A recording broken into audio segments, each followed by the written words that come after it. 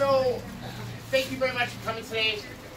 We really love what we do and showing people how we can prevent and reverse heart disease. So I really want to just take a handful of minutes. I'm not going to do a big speech.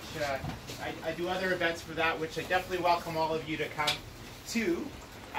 So hopefully you had a chance to meet some current clients, past clients, potential clients, people that we do business with. And so thank you very much for coming and coming, of course, with the rain. I think it was good timing, actually. So for those of you who don't know, my name is Diamond Fernandez, and I'm the director of the HeartFit Clinic, and this is our location here. We've been in this location now for just over a year, so it's been really a great move. We used to be right next to Roxy. I don't know where she went now. So, so we had a little room in at Trico Center, and even before that, we had a smaller room. Deb remembers that smaller room in the track. And so, we're definitely growing, and I think we got our model down. No, I know we have our model down packed now in how we can help people prevent and reverse heart disease. I'm going to talk a little bit about that, how we bridge the gap in our healthcare system. So, where we came from, obviously we started at the Trico Center. We came over here. We had a clinic in Eau Claire Market, joining another cardiologist there for a little bit. It's been really good and successful here with this clinic here. And we're going to open up another one in Edmonton in the fall. So that's one of many. You can see our mission out there is to help 1 million hearts, and so I should have probably upped that number because there's a lot more people that help than that. So our big focus is on bridging the gap in our healthcare system. So many people who are here for the first time or hearing about us, I'm just going to talk quickly about some points of how we bridge the gap in our healthcare system so you understand what we do. And then I'll go through our testing as to what we do specifically. And some of you have already maybe talked to other past clients about that already.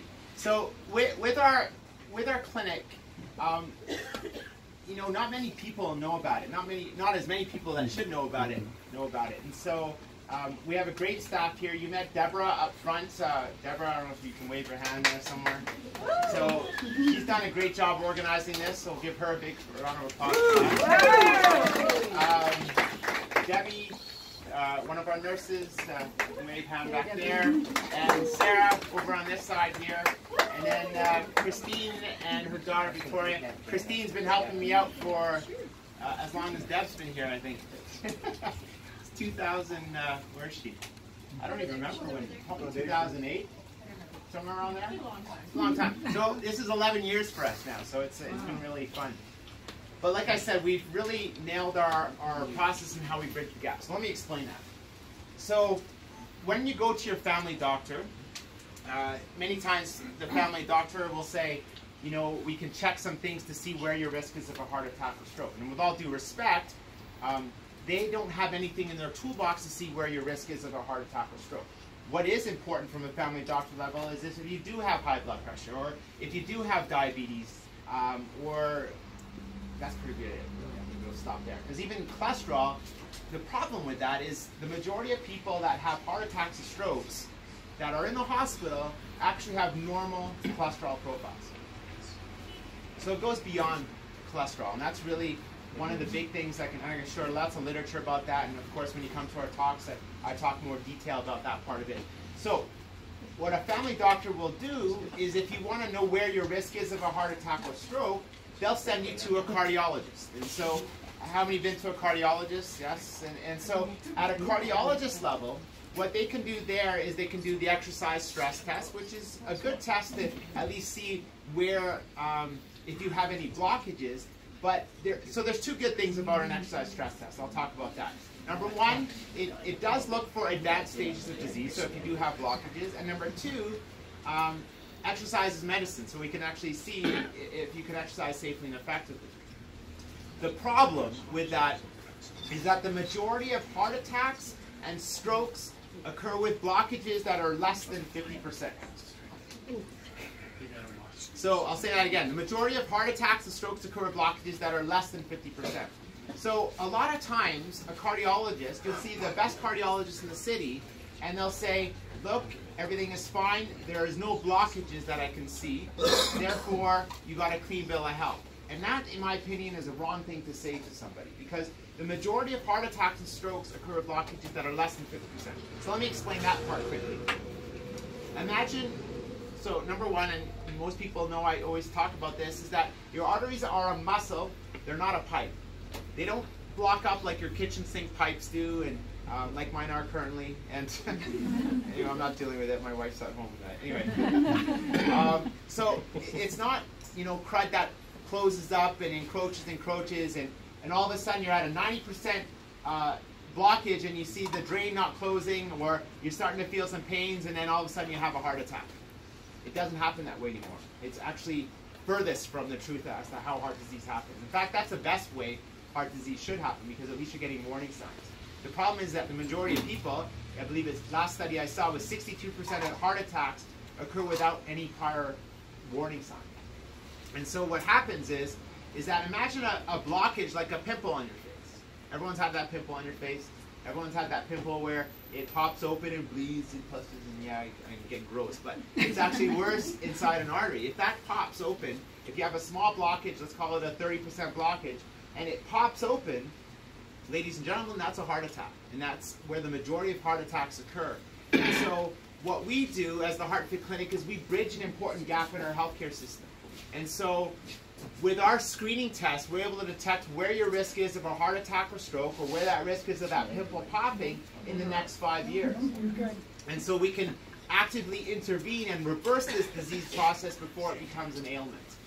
And so what we do in this room, and I've showed some people already, we do artery screenings, we do artery function tests, because your arteries are muscle, not a pipe. Not a pipe, right? And so we have tests to see the function of the arteries, we have tests to see the health of the artery, all safe, non-invasive tests. We have a test to see where the pimple popping test is, and that's the pulse cardiac test, which stands for protein unstable lesion signature. I'll explain that. Protein markers, there are specific protein markers that are looking for unstable lesions. Unstable lesions are unstable cuts or blockages. And a signature is a blood test. So we have a test now, and we're the only clinic that does this in Calgary, in fact all of Alberta, and of course the next one's opening up in September, where we can see where your risk is of a heart attack or stroke in the next 5 years. This is not available at your doctor's office. This isn't even not available at your cardiologist's office. And so what we do is we bridge that gap in our healthcare system. So even if you do see your family doctor and you think you're all good, you may not be. And you may be, which is good. But it's better to know versus not knowing. For those of you who don't know, my father had his first heart attack at 38 years old. At 42, he had bypass surgery. I'm 42 years old now. Obviously, I get tested, and I'm not the best of person getting the needles. Just telling the story. I was in Mexico just last week, and that made me go to the urgent care and get this shell out of my. It's actually sitting in the office, but you guys want to see. I had a shell stuck right inside my heel, and anyway, I was walking around on my toes for the rest of the trip, and I said, "There's for sure something in there." And Dad finally, we were busy last week because Sarah was away too, and so I was doing lots of work. And anyway, I had this heel, and get off track, but I usually do that for those who know me. And I couldn't walk. I'm like, I couldn't put any weight on it, and so I'm walking around, and finally Dad makes me go to urgent care, and they stick this needle in my heel. It was worse than the pain itself. Anyway, I ended up getting it out, and now I can walk fine. That's all good. But anyway, I'm the one that's the guinea pig of getting these tests done. And Deb always has, or Sarah has a bad time with me trying to get that done. But it's important. It's important to kind of know where your risk is of that heart attack or stroke, and understanding where your risk is that way. So even though I'm afraid of needles, I still get that test done to see where you're hiding out that way. So anyway, good news is I did get the rock out, or it was a shell. It looked like a crab leg almost. So, anyway, it was my son's birthday the next day actually, and we went to a water park, and I probably did like 20,000 steps going up and down in 5 hours. We were non-stop, not even stopping for lunch. It was his birthday. So we went up and down the stairs, and I'm walking on my toe the whole time, carrying 2 tubes up these stairs. And anyway, my calf was like sore. It's like I did 20,000 calf raises. So anyway, where was I? Your heart made it through all of that. Yeah. So anyway, the point is that we do really great screening tests to see where your risk is of a heart attack or stroke. So it's great for if you want to know where your risk is. For those people that do have coronary artery disease or heart problems, we can still do those tests. So I'm going to go through the test here. I didn't finish that part of it. We do look at particle sizes. So we look at cholesterol particle sizes because there's a difference. How I talked about earlier, how the majority of people that have heart attacks and strokes actually have normal cholesterol profiles. We look at the particle sizes. And the best way I can say, imagine the arteries are protected by a tennis net. You have tennis balls and golf balls. We look at the golf balls because they're dangerous and they can go through a tennis net and cause problems. So we do that test, and we do micronutrient tests, and we do a bunch of other blood work to, for more advanced stuff to kind of see what's going on that way. So that's our assessment side of things. For those people that do have coronary artery disease, they definitely undergo our assessment phase of things, but then we do our treatments. And there's many of you that are here that have heard or seen people that are currently doing the treatments where it's one of my favorite treatments. We got the beds 4 years ago now-ish, and we were doing it in that small office, and Rox's like, man, that's making a lot of noise there. So now we've got our own place finally, and so now we got 2 beds, and really, it's really great. And how that works is we have these cuffs that go on the calves, the thighs, and the buttocks, and it pumps blood back up to the heart. So basically, when the heart contracts, the cuffs relax, and when the heart relaxes, the cuffs contract. And you lie in this bed for an hour, and we do many treatments of this. And basically, the 3 reasons why we do this treatment, and of course you can see many more benefits if you go into the rooms, but the 3 big reasons why we do it, number 1 is to grow new arteries. We want to grow new arteries and improve blood flow. Number 2 is we want to improve artery function, because your arteries are a muscle, not a pipe. And so we basically grow new arteries, and we improve the function of the artery. So basically, if you have those pimples on your face, we try and strengthen the skin over that pimple so it doesn't ever pop. And then we also improve heart function. So those are the 3 big reasons why we do the bed.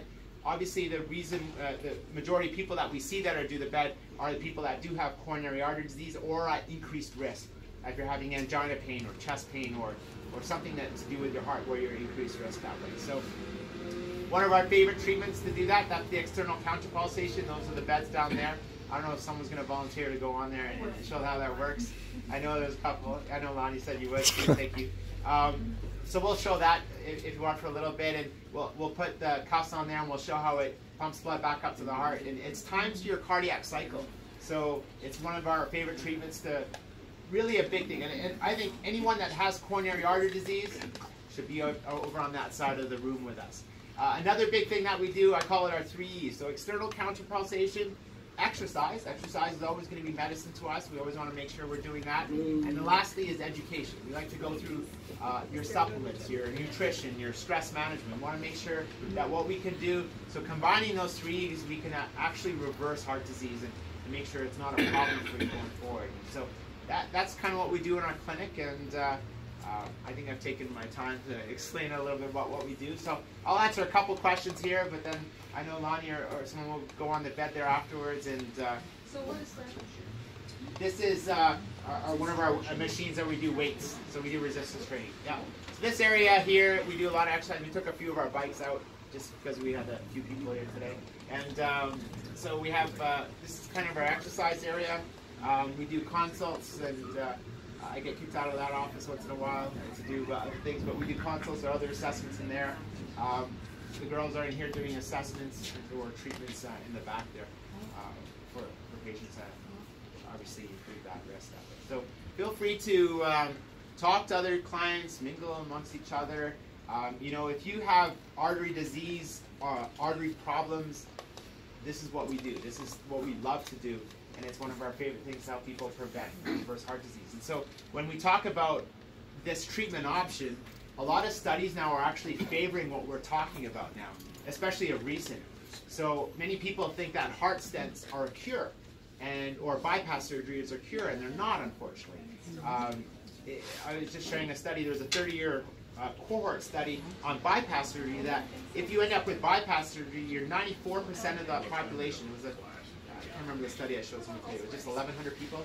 94% of them actually had to be intervened again with. And so anyway, bypass surgery is important when it's an emergency. When it's not an emergency, this is what we do. Heart stents are important when it's an emergency. If you are having a heart attack, stay in the hospital. Don't come see us. We'll see you afterwards.